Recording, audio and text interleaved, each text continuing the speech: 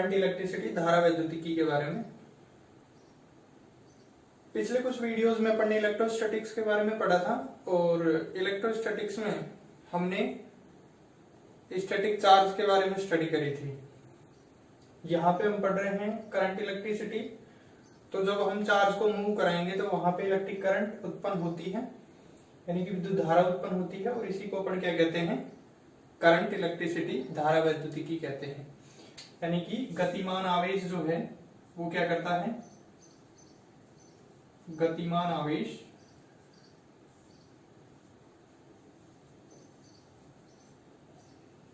विद्युत धारा उत्पन्न करता है।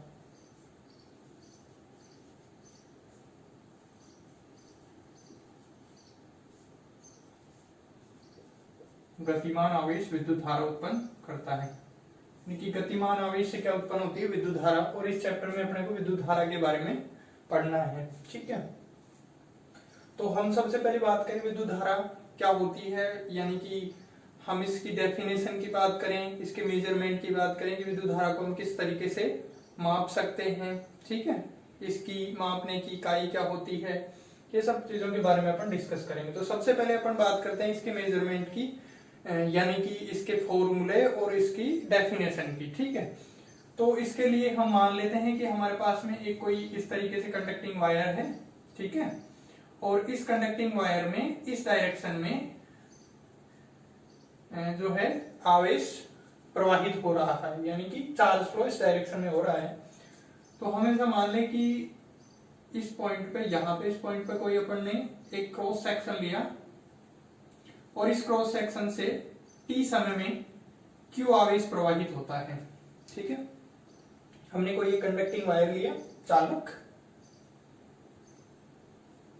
इस चालक में कोई अपन ने क्रॉस सेक्शन लिया, काट क्षेत्रफल लिया, और इस काट क्षेत्रफल से t समय में कितना आवेश प्रवाहित होता है, q आवेश प्रवाहित होता है। तो t सेकंड में कितना आवेश प्रवाहित होता है, q, और 1 सेकंड में कितना आवेश प्रवाहित होगा, q बटा में t, ठीक है। तो ये जो है q अपॉन t, ये इस क्रॉस सेक्शन में, या हम कहें कि इस चालक में विद्युत धारा की क्या आ गई, इलेक्ट्रिक करंट की क्या आ गई, स्ट्रेंथ आ गई, यानी कि इलेक्ट्रिक करंट का ये मान है q अपॉन t। हमें ये जो q अपॉन t प्राप्त हुआ है, ये क्या है, इस चालक में प्रवाहित होने वाली धारा का मान है, ठीक है। अब हम बात करें इसके नोटेशन की कि विद्युत धारा को हम व्यक्त किससे करते हैं। देखो, विद्युत धारा को हम या तो स्मॉल आई से या हम कैपिटल आई से डिनोट करते हैं, ठीक है। हमने मान निकाला q अपॉन t। अच्छा, अब विद्युत धारा जो है दो प्रकार की होती है, एक तो स्थायी धारा, स्टेडी करंट, और एक परिवर्ती धारा जिसे हम कहते हैं वेरिएबल करंट। तो ये हमने जो सूत्र निकाला है, ये किसका है, स्थायी धारा का, स्थायी धारा का। हम बात करें परिवर्ती धारा की, तो परिवर्ती धारा क्या होगी, जैसा कि इसके नाम से हम बता सकते हैं कि भाई धारा का मान क्या हो रहा होगा, इसमें परिवर्तित हो रहा होगा। और ये धारा किस तरीके से परिवर्तित होती है, देखो फॉर एग्जांपल हमारे पास में एक कंडक्टिंग वायर है और इसमें हमने एक क्रॉस सेक्शन लिया, और इस क्रॉस सेक्शन से हम ऐसा देख रहे हैं कि भाई पहले सेकंड में इससे 5 कूलम आवेश गुजरा, दूसरे सेकंड से इसमें 3 कूलम, अब तीसरे सेकंड में इसमें फिर 8 कूलम, है ना। इस तरीके से इसमें जो है, जो चार्ज इसमें से फ्लो हो रहा है इस क्रॉस सेक्शन में से, उसका मान क्या है, अलग अलग है, ठीक है। तो ये जो इसमें से प्रवाहित होने वाला आवेश है, ये कैसी धारा बनाएगा, परिवर्ती धारा बनाएगा, ये स्थायी धारा नहीं बनाएगा, ठीक है। तो अब हम इसको किस तरीके से मेजर करें। अब देखो, अलग अलग समय पे अलग अलग धारा का मान है, तो हमें क्या करना पड़ेगा, धारा का औसत मान लेना पड़ेगा। और धारा का औसत मान किस तरीके से लेंगे, हम क्या करेंगे, हम ऐसा मान लेते हैं कि भाई डेल टी समयांतराल में, टाइम इंटरवल में डेल क्यू आवेश इस क्रॉस सेक्शन से निकल रहा है, गुजर रहा है। तो आई ए वी का मान कितना हो जाएगा, आई ए वी का मान हो जाएगा डेल क्यू बटा में डेल टी, ठीक है। ये बात हो गई परिवर्ती धारा की। अब हमें क्या करना होता है, तात्क्षणिक धारा का मान निकालना होता है। तो तात्क्षणिक धारा का मान किस तरीके से निकालेंगे, देखो तात्क्षणिक धारा इंस्टेंटेनियस करंट निकालें अपन, जिसको हम डिनोट करेंगे केवल आई से। और ये आई अपने को कब मिलेगा, जब हमारे पास में जो डेल टी समय है वो क्या हो, लगभग 0 के बराबर हो, यानी कि limit del T tends to 0। ठीक है, तो इस तरीके से limit del T tends to 0, del Q बटा में डेल टी, ये आ जाएगा डी क्यू बटा डी टी के। ठीक है, तो ये आ गया हमारे पास में तात्क्षणिक धारा का मान, यानी कि धारा का मान हमें मिला I is equal to D Q बटा में डी टी। ठीक है, अब देखो यहां से अगर अपने को आवेश का मान निकालना हो तो आवेश का मान भी बड़ी आसानी से निकाला जा सकता है। ये डी क्यू का मान क्या आएगा, आई डी टी। ठीक है, अच्छा यहाँ पे अपने को Q का मान निकालना हो तो इसका क्या कर देंगे, इंटीग्रेशन कर देंगे। तो इस तरीके से हम आवेश का मान निकाल सकते हैं। तो ये आवेश का मान किसके लिए, ये परिवर्तित धारा के लिए, और स्थायी धारा के लिए निकालना हो तो डायरेक्टली यहाँ से निकल जाएगा Q बराबर IT से।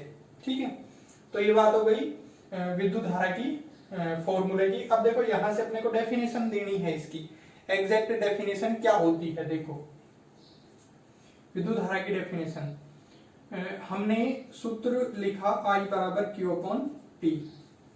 इस सूत्र में यदि T बराबर क्या हो, 1 सेकंड ले लें अपन, तब I बराबर कितना मिलेगा अपने को, I बराबर मिलेगा Q के। ठीक है, अब यहां से देखो किस तरीके से डेफिनेशन देंगे अपन, किस तरीके से विद्युत धारा की डेफिनेशन देंगे। एकांक समय में किसी काट क्षेत्रफल से गुजरने वाले आवेश की जो मात्रा है उसे हम क्या कहेंगे, विद्युत धारा। यानी कि किसी काट क्षेत्रफल से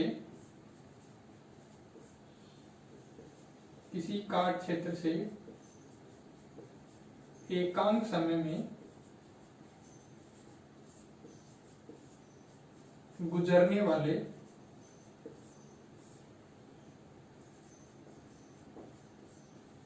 आवेश की मात्रा क्या कहलाती है, विद्युत धारा कहलाती है।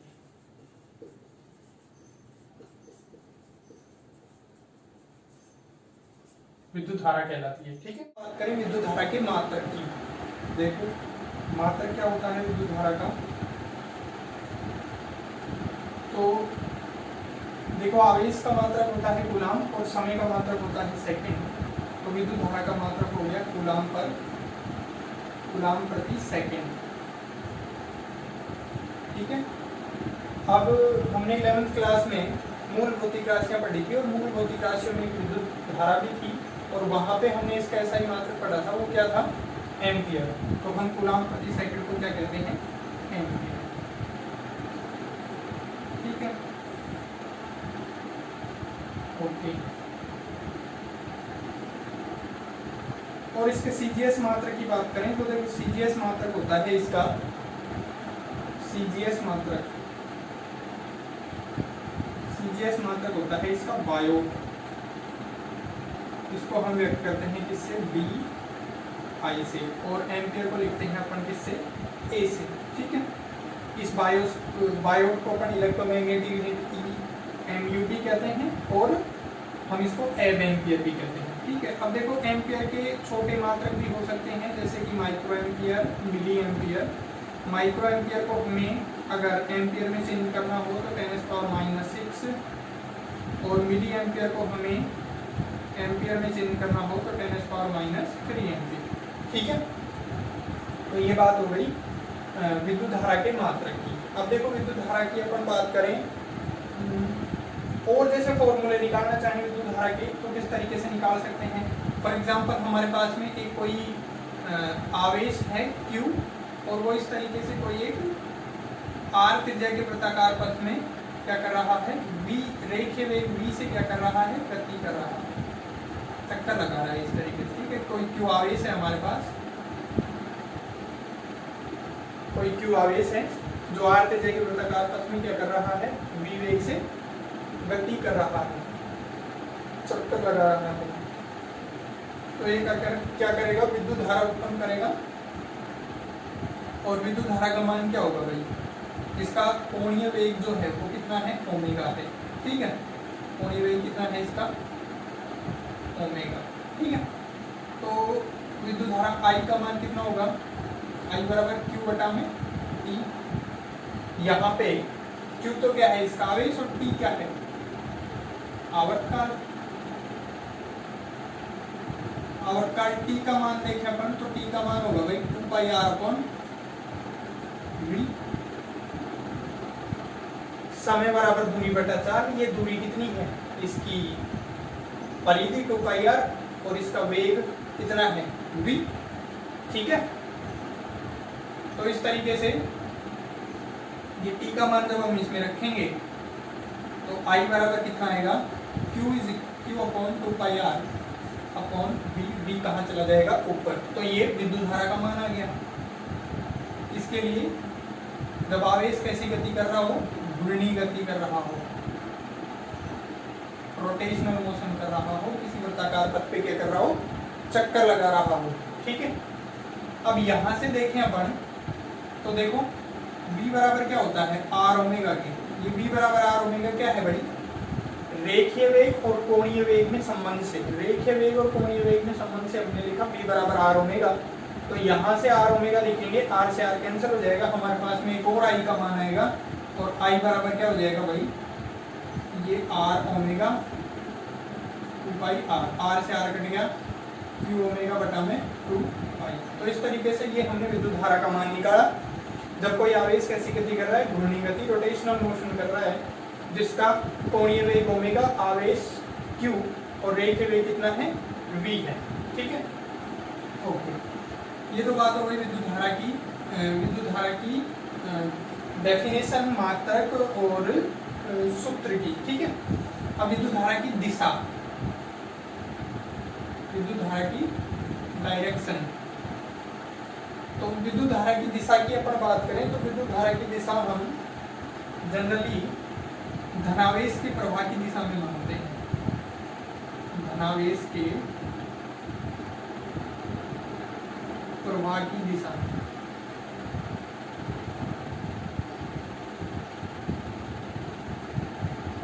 अब देखो धनावेश के प्रवाह की दिशा, अब जैसे चालकों की बात करेंगे अपन तो चालकों में तो इलेक्ट्रॉनों का प्रवाह होता है। ठीक है, इलेक्ट्रॉनों की प्रवाह से विद्युत धारा उत्पन्न होती है। तो हम क्या करेंगे, विद्युत धारा की दिशा इलेक्ट्रॉनों की प्रवाह की दिशा के विपरीत मानेंगे चालकों में। ठीक है ना, और अलग कंडीशन में अपन धनावेश के प्रवाह की दिशा में मानेंगे इसकी दिशा में। ठीक है, अब जैसे बात करें अपन कि ये अदिश राशि है या सदिश राशि। देखो अगर अपन देखें तो विद्युत धारा जो है उसका परिमाण तो कुछ ना कुछ होगा ही, और साथ में हमने इसकी दिशा भी बता दी। तो होना तो क्या चाहिए, सदिश राशि होनी चाहिए। कैसी राशि होनी चाहिए, सदिश राशि होनी चाहिए, है ना। और ये सदिश राशि नहीं होती, ये कैसी राशि होती है, अदिश राशि होती है। विद्युत धारा कैसी राशि होती है भाई, अदिश राशि। ठीक है, विद्युत धारा कैसी राशि होती है, अदिश राशि होती है। अब इसका कारण क्या है कि इसका परिमाण भी है, दिशा भी है, लेकिन ये कैसी राशि है, अदिश राशि है। तो इसका कारण ये है, पहला कारण तो अपन इस तरीके से दे सकते हैं भाई I बराबर Q अपॉन T लिखते हैं। Q भी अदिश, T भी अदिश, तो ये कैसा हो गया, ये दोनों ही कैसी हैं, अदिश राशियां हैं। तो ये अपने को क्या मिलेगा, अदिश ही मिलेगा। ठीक है, अगर इसका दूसरा कारण इस तरीके से दे सकते हैं कि ये जो विद्युत धारा है सदिश योग के नियमों का पालन नहीं करती। अब देखो कोई भी जो भौतिक राशि है वो सदिश होगी, ये किस बात के ऊपर डिपेंड करता है, उसका परिमाण होना चाहिए, उसकी दिशा होनी चाहिए, साथ में वो सदिश योग के नियमों का पालन भी करनी चाहिए। तो यहाँ पे सदिश योग के नियमों का पालन नहीं होता, सदिश योग के नियमों का पालन नहीं होता, नियमों का पालन नहीं होता। अब ये कैसे नहीं होता ये देखेंगे अपन। देखो सदिश योग के नियमों का पालन किस तरीके से नहीं होता। फॉर एग्जांपल हमारे पास में ये कंडक्टिंग वायर है, तार है, ना, एक दूसरा तार है, ये इस तरीके से। ठीक है, इसमें ये 5 एम्पीयर की धारा प्रवाहित हो रही है।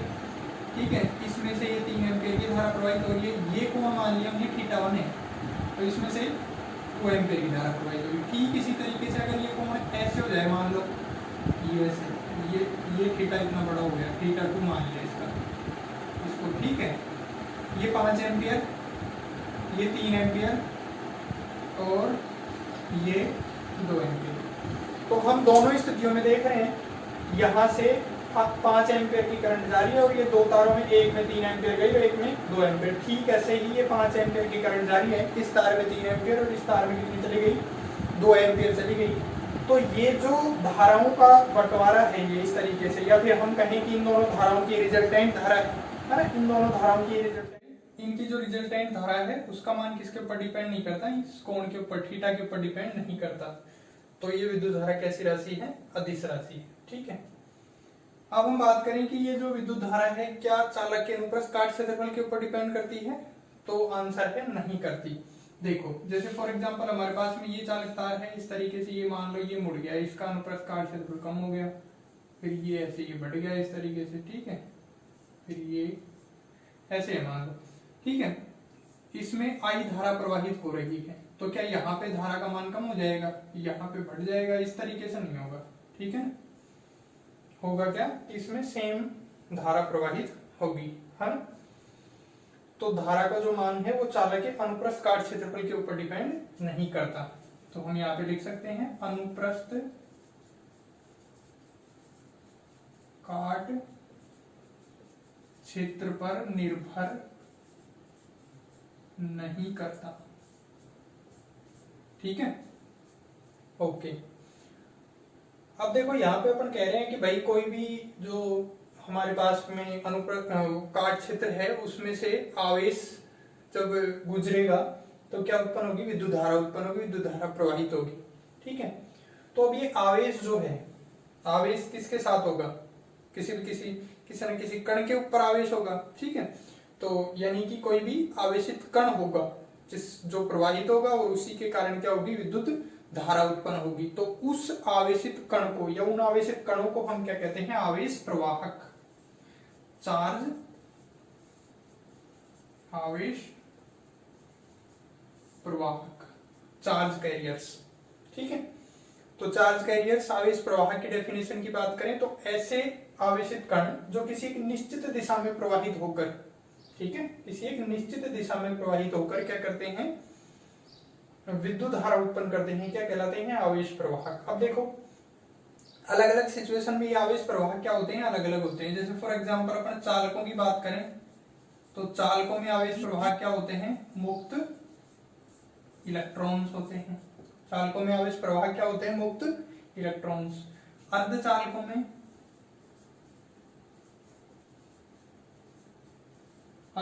में बात करें तो अर्धचालकों में जो आवेश प्रवाहक हैं वो क्या होते हैं, इलेक्ट्रॉन्स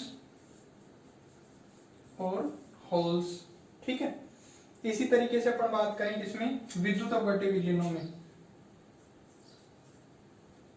विद्युत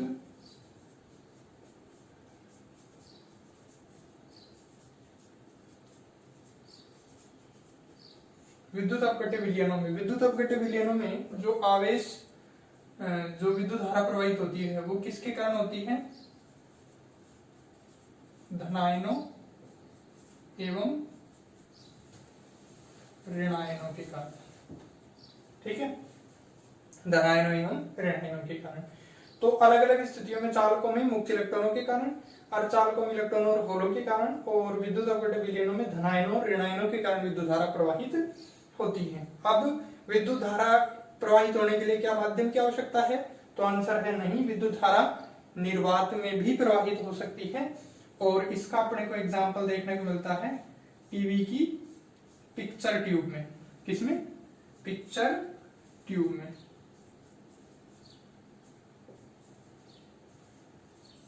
टीवी की जो पिक्चर ट्यूब है उसमें वैक्यूम होता है, और वैक्यूम मतलब निर्वात में भी इलेक्ट्रॉन प्रवाहित होते हैं और विद्युत धारा हमें मिलती है। तो हम ये कह सकते हैं कि विद्युत धारा निर्वात में भी प्रवाहित हो सकती है, ठीक है। तो ये बात थी विद्युत धारा की।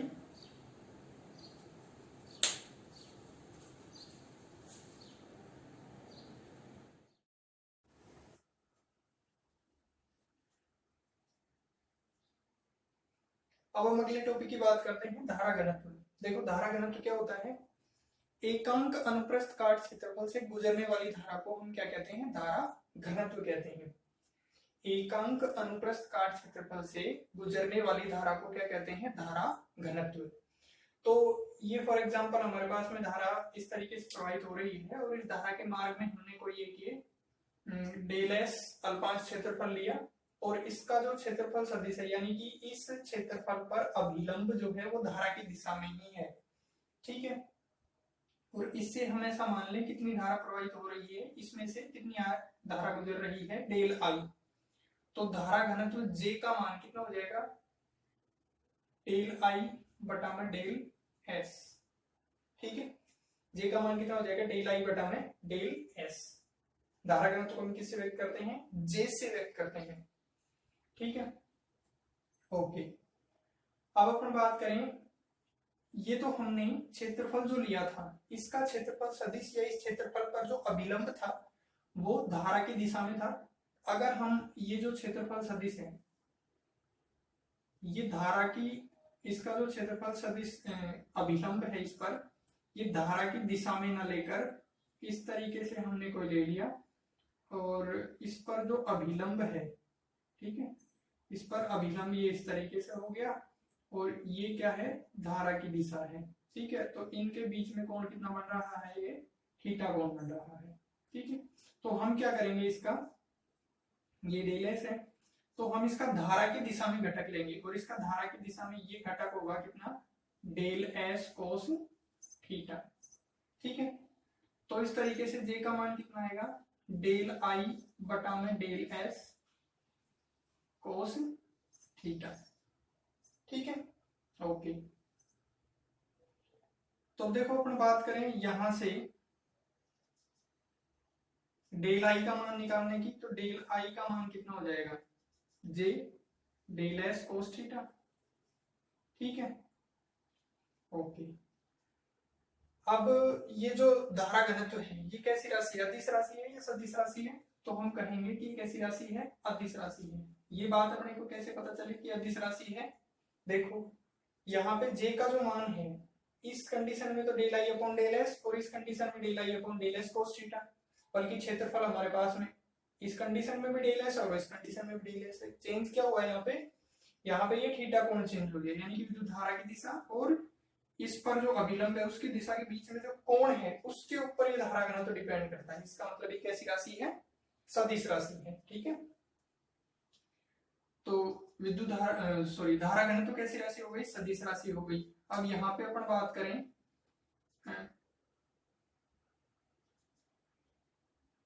धारा घनत्व से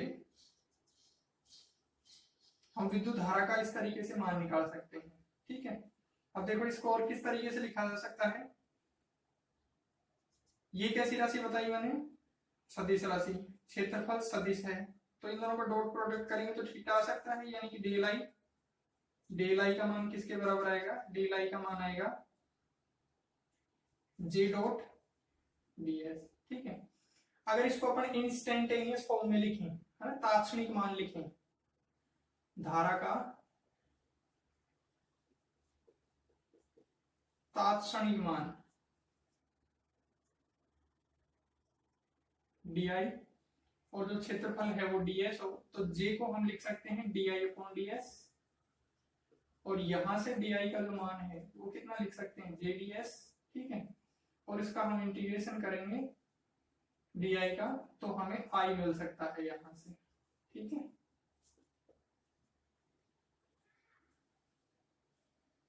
जी अब देखो इसको इस फॉर्म में लिखना चाहिए यहां से, तो i बराबर कितना लिखेंगे, j डॉट ds। मात्रक की बात करें तो देखो धारा का मात्रक एम्पियर और इसका मात्रक क्या, क्षेत्रफल का मात्रक मीटर स्क्वायर, तो मात्रक एम्पियर प्रति मीटर स्क्वायर, ठीक है।